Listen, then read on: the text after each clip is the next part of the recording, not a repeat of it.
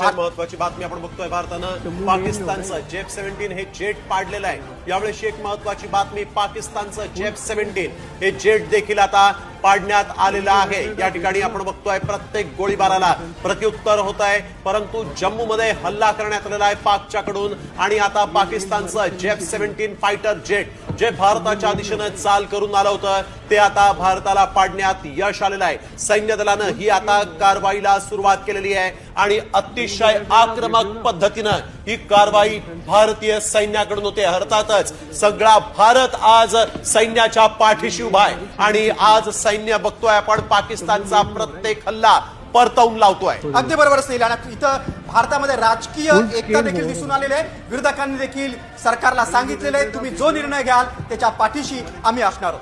बघा पाकिस्ताननं भारताच्या कोणकोणत्या भागात हल्ला केला आपण ते पाहूया.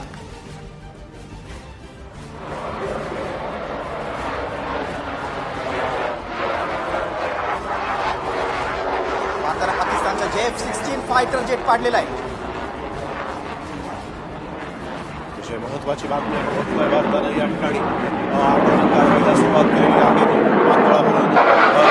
दोन लढाऊ विमानं देखील आता पाकच्या दिशेने निघालेली आहेत. बेचिराख करायला आता भारताचं सैन्य सज्ज झालेलं आहे आणि जम्मू विमानतळावर